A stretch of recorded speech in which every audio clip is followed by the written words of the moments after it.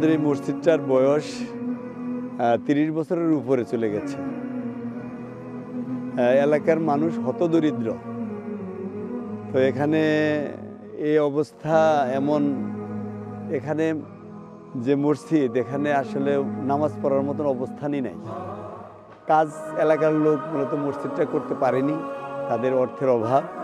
টাঙ্গাইল জেলার ঘাটেল থানার অন্তর্গত যোগীনাথপুর উত্তরপাড়া জামে মসজিদ।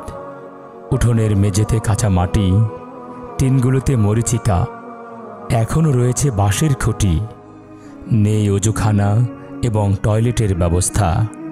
টিউবওয়েল চেপেই অজু করতে হয় সকল বয়সের মুসল্লিদের। পথের ধারে গড়ে ওঠা প্রায় ৪০ বছরের পুরাতন এই জীর্ণশীর্ণ মসজিদটির বিপরীতে রয়েছে একটি স্কুল, মাদ্রাসা এবং কলেজ।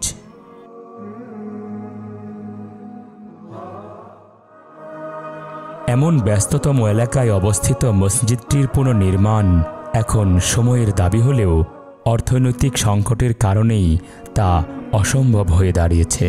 আমরা আমাদের পক্ষ থেকে আপনাদের উদারত আহ্বান জানাচ্ছি, যদি আপনাদের পক্ষ থেকে সৌজন্যমূলক আমাদের এই মসজিদ মাদ্রাসা সহ সব কাজ যদি আরও বড় আয়োজন করা যেত।